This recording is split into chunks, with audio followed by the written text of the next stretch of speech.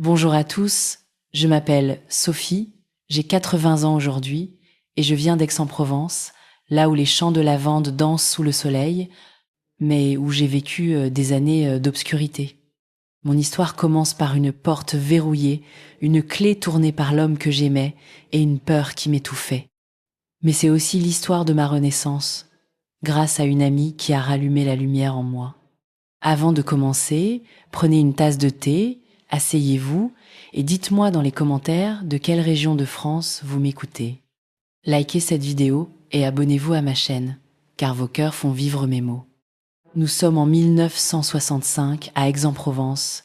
Les marchés débordaient de melons dorés, d'olives noires et de bouquets de thym.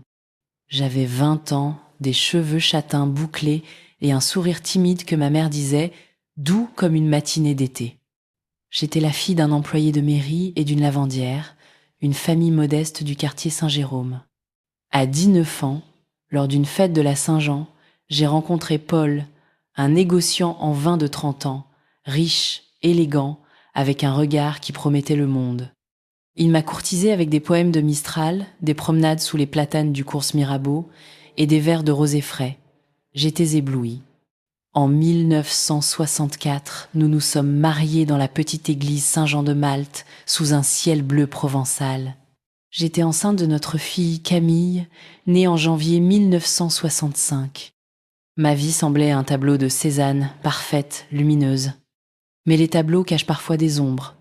Paul était un homme respecté, un monsieur que les vignerons saluaient avec déférence. À la maison, dans notre grande bastide aux volets bleus, entouré de cyprès, il devenait un autre. Dès les premiers mois, il a commencé à me critiquer. « Sophie, ta robe est vulgaire, on dirait une paysanne, » disait-il en jetant mes vêtements cousus main au sol.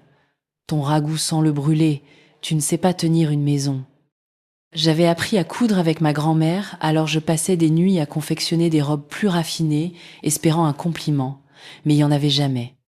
Ces mots étaient des aiguilles, piquant mon cœur jour après jour. Puis les mots sont devenus des chaînes.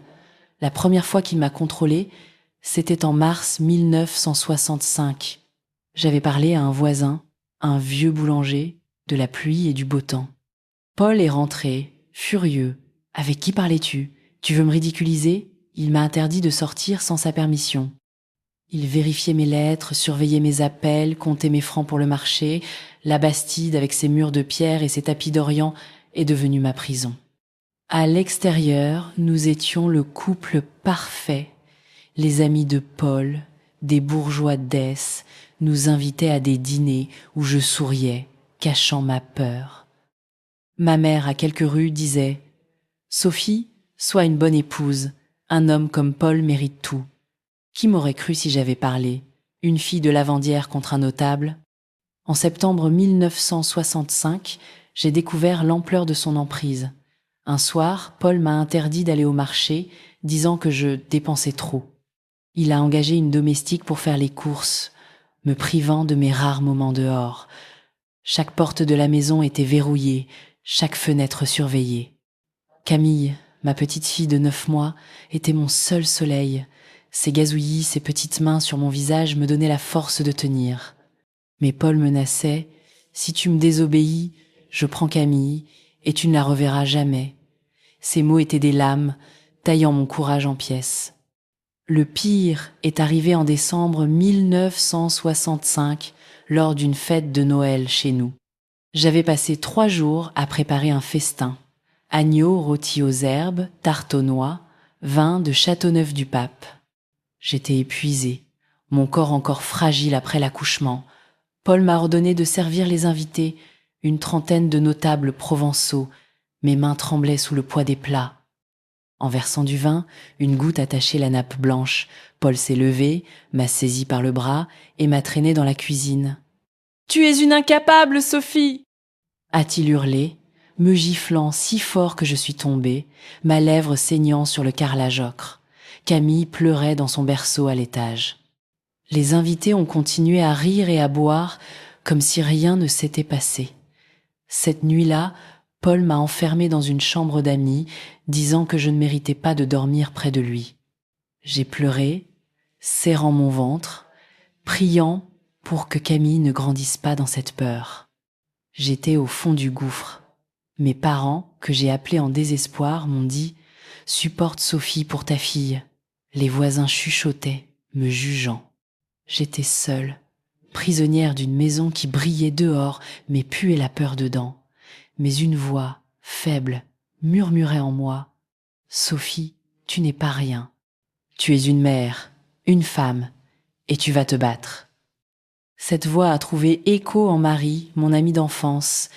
Marie était couturière, vive, avec des yeux rieurs et un courage que j'enviais. Nous avions grandi ensemble, courant dans les champs de lavande, rêvant de voyage à Marseille. Après mon mariage, Paul m'avait interdit de la voir, disant qu'elle était trop libre.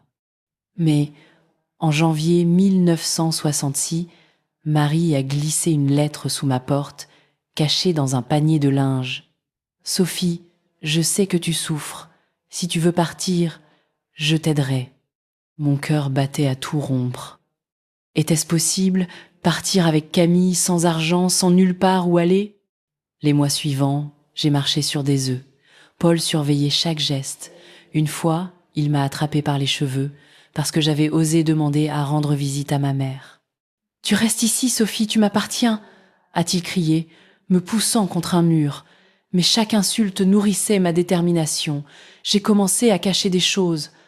Au marché, quand Paul me laissait y aller sous surveillance, je gardais quelques centimes, prétextant que les tomates avaient augmenté. Je les cachais dans une boîte à couture, sous des chutes de tissu. En avril 1966, j'avais économisé 50 francs, une somme dérisoire, mais qui sentait la liberté. Marie devenait mon complice. Elle m'envoyait des messages codés, glissés dans des sacs de farine. « Prépare un sac léger, prends Camille. Je viendrai un matin. » La peur me tenaillait. Si Paul découvrait mon plan, il me détruirait, comme il l'avait promis. Mais je pensais à Camille, à ses yeux bleus, à son avenir. Elle méritait une mère libre, pas une ombre. Le jour est arrivé en juin 1966, un matin brumeux où les cigales chantaient à peine. Paul était parti pour une foire au vin à Avignon. Marie a frappé à la porte de service, son vélo posé contre un olivier. « Vite, Sophie, maintenant !» a-t-elle murmuré. J'ai pris Camille, endormie dans mes bras, un sac avec quelques vêtements et mes 50 francs. Mon cœur cognait si fort que j'avais peur qu'il nous trahisse. Nous avons couru à travers le jardin, évitant les fenêtres des domestiques. Marie m'a hissé sur un vieux scooter, Camille serrée contre moi. Le vent de Provence fouettait mon visage alors que nous filions vers un village voisin, Venelle. Là, Marie m'a caché dans la maison de sa tante, une vieille femme aux cheveux gris qui sentait le savon de Marseille. « Reste ici, Sophie, personne ne te trouvera », m'a-t-elle dit. Pendant des semaines, j'ai vécu dans la peur que Paul me retrouve. Il avait envoyé des amis fouilléecs, placardé des affiches disant que j'avais fui avec un amant. Les ragots couraient. « Sophie, quelle honte, abandonner un homme si respectable. » Mais Marie me protégeait, me murmurant « Laisse-les parler, tu es plus forte qu'eux. » Pour survivre, j'ai repris l'aiguille. La tante de Marie m'a appris à travailler l'argile, un art provençal ancestral. Mes mains, habituées au fil, ont découvert la douceur de la terre. Je modelais des pots, des vases, des plats ornés de motifs de lavande et de soleil. Chaque pièce vendue au marché de Venelle était un pas vers l'indépendance. Camille grandissait, trottinant dans l'atelier, ses petites mains pleines d'argile. Ses rires étaient ma musique, effaçant les cris de Paul. En 1968, j'ai économisé assez pour louer une petite boutique à Venelle. J'y vendais mes poteries, modestes mais pleines d'âme. Les villageois, d'abord méfiants, ont commencé à m'aimer. « Sophie, tes vases portent la Provence », disait-il. Paul a fini par abandonner ses recherches, trop occupé par ses affaires et ses maîtresses. J'étais libre enfin. En 1970, j'ai ouvert un atelier où j'enseignais la poterie à d'autres femmes, souvent des épouses prisonnières comme je l'avais été. Je leur disais « Vos mains peuvent créer plus que des objets, elles peuvent créer votre liberté. » Aujourd'hui, à 80 ans, je regarde en arrière avec fierté. Camille est devenue enseignante, mariée, avec 2 enfants qui court dans mon jardin entre les lavandes. Mon atelier existe toujours, géré par une jeune potière que j'ai formée. Mes cicatrices sont là, gravées dans mon cœur, mais elles racontent une victoire. Paul est mort seul, oublié, tandis que je vis entouré d'amour. À vous, mesdames, je dis, peu importe les chaînes, vous pouvez les briser. Transformez vos larmes en argile, modelez votre avenir. Si mon histoire vous a touché, likez cette vidéo, abonnez-vous et dites-moi en commentaire d'où vous m'écoutez. Êtes-vous à Paris, à Nice ou dans un village de Provence comme le mien? Partagez vos propres histoires de courage. Ensemble, nous sommes des flammes que rien n'éteint. Merci de tout mon cœur.